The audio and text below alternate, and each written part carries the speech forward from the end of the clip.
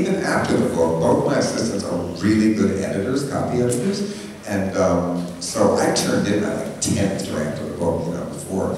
So they were really helpful and everything. So there were definitely characters in it because they were my only people I talked to every day, and I'd have to call them at night, you know, because you can't be getting in a car doing business, checking your emails and booking films, you know, while you're hitchhiking. That's bad manners. Being a hitchhiker is like being a phone sex operator. The longer you keep them on the line, the longer they'll take you. So you keep talking, and you let them set the rhythm. They want to tell you stuff, you listen to their story. I would much rather, I discourage talking. I have to do interviews for my job all the time. But I wanted to hear their story. I didn't want to do the show visit, you know. Nobody asked me what Johnny Depp was. These people weren't, even if they knew, were not interested in hearing really about celebrity stories and everything, which was kind of really refreshing. Yeah, it is refreshing. Yeah. I was wondering about, so they outfitted you with a tracker, basically, right? They could see your progress. Well, Susan, my sister, made me get this thing called a spotter, and I don't think it was so good because one day she said, well, why didn't it said that I told you you had to have it out in clear view. I said, then what good would it do me in an avalanche? And that's how it's advertised. I'm upside down in an avalanche. Well, then why couldn't I figure out when I was in a van? So it was spotty, where the BlackBerry one seemed to be even better that they had to follow me. But neither tells you an exact location. But they could see when I got a ride, I started moving again. And they said, oh my God, he's still there. That 110 hours, they were afraid to call me because they saw I was still there. And then they called and said, is it broken? No, it's not. And I'm going to have to sleep in this chicken coop because I was in a place that had all chicken coop ads, like 10 different models, like when you drove on the highway, and I was picking out one. Kind of reading the book, I kind of assumed that there was a backup, there's contingency. There was no backup. Well, technically, I could have called a helicopter and put it on my credit card. But I didn't do that. Right. But no, there was no one following me ever, or no one came with me. There was no, and my assistants don't work on weekends. You know, that panicked me the first Friday. I thought, oh my God. Now, I could call them home, but they weren't sitting there all day waiting. They were like praying that they weren't there, and I'll take the call, you know. There's this moment that I love in the book where you're stuck in Junction City, Kansas. You're outside of there, and there's nothing. No one is thinking about it. You think you're going to have to sleep in the bushes. Yeah. And finally, you're talking, you and your assistants are trying to figure out a solution, and finally you're like, find the nearest gay bar. Yeah, I don't know why I said, find the nearest gay bar. All right, it's called Excalibur, and it's like, what was I going to do? Oh, excuse me, gay brothers. What was I going to say? Gay brothers, come home. 100 miles away. Please come get me. I don't know, they wouldn't have believed it. They would have hung right up. But they found it. She found an Excalibur. A gay bar in Junction City, which is a military town, might be good. I walked into Walmart there. It was like Porto Walmart. It was all Marines, really good looking. It's like to lose that control. You know, you're sort of. I read in the book you schedule your candy binges weeks in advance. Schedule what? Your candy binges. Well, my hangovers I schedule too. Yeah, and I always have 4 pennies so I don't get more change. That's really crazy.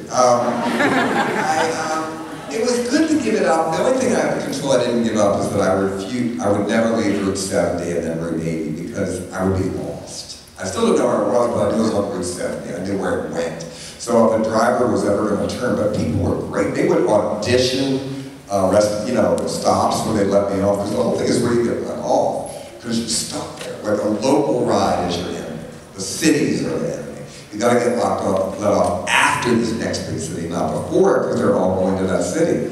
So, and people would go sometimes 50 miles out of their way to get me in a good place. Really nice people. They would audition, they would say, they go off, how does this ramp look? That's pretty good. They get off. But they wait at the end of the day to make sure that the hotel they brought in had a reservation because it was the only one. People were lovely and wonderful. And it wasn't like, some of them I have no idea where they are to this day. I didn't get their information. The ones I did, the Kansas couple came to the book signing in Baltimore.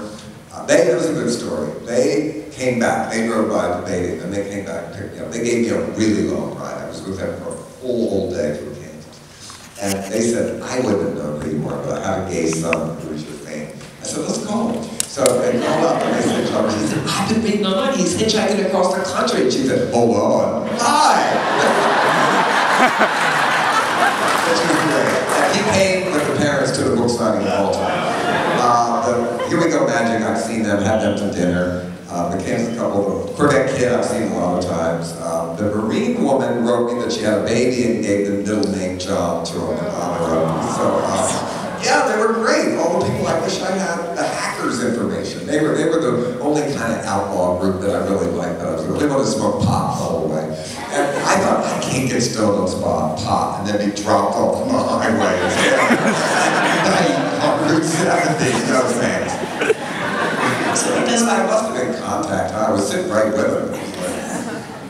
You had the cards made up. What were the cards? This fan had sent me these cards. I had them for years because I sounded like hitchhiking. It was a little thumb and it said, thanks for the lift. And I found them. She never knew I was writing this book or anything.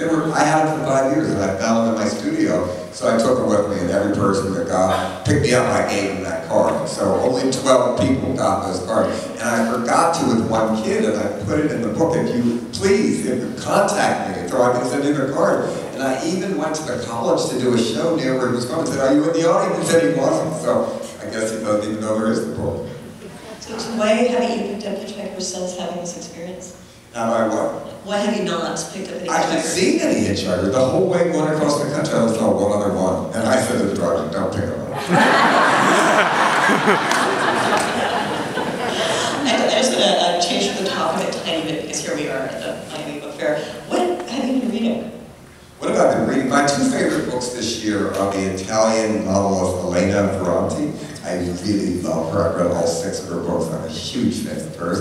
And nobody supposedly really knows who she is. She's a pen name that she's never revealed her true identity. She's my favorite, and I can never pronounce his name. My Struggle, the 7 volumes, the Norwegian guy. I've read the first 3 that are translated. Come on, where's the 4th, you lazy translators? I was reading them like a patient. They're so good. They're my 2 favorite books this year. Oh, wow, that's excellent. I had asked you to tell a story that I heard you tell a few years ago. And it has to do with books and how to deal with book lovers. Well, that was the thing I said once. It got a huge lot of play. It's even been, actually illegally printed on bags and everything. If you go home with somebody from a bar and they don't have books, don't bother them. If they're cute enough. The worst thing, and I say this in my show, the worst thing they did, if you went home with somebody and they were racist, which is far from it, they were cute enough. Yeah, you just go, la la la la la la la la when they're saying that shit. If you keep it up, shuts off in their mouth. What I think you should do this year, when you get a book, is reward people sexually for Christmas. If they give you a book you like, really like. Not my brother! If they give you a book by your favorite author, oral sex. If they give you a book by your favorite author and you never read it, analingus. I know better than to expect. I've gone further with that story. It's been in development for a couple of years, since you heard me first say it. It's ripened with age. It's good. With this particular book, you've made mention of the idea of it being a movie. You mentioned the kid, the Republican kid. He said, who do you want to play? He said, Justin Bieber. Justin Bieber would be perfect. I love him when he's bizzle. I love him when he's black. Steve Buscemi should always play me. Steve was so tired of this drug. One year, my Christmas card was him dressed as me. Still happens on airplanes. Flight attendants will say, you were good in Fargo. It's a joke, but I told Steve this. He said, they think I'm dumb nuts.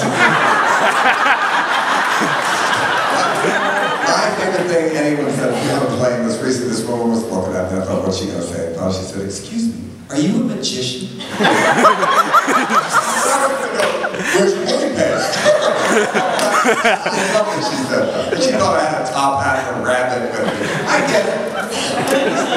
I said, well, some nice people might say that, but that's not really how I make my living. But thank you. I don't know why you think that. It's time for the trust from the audience.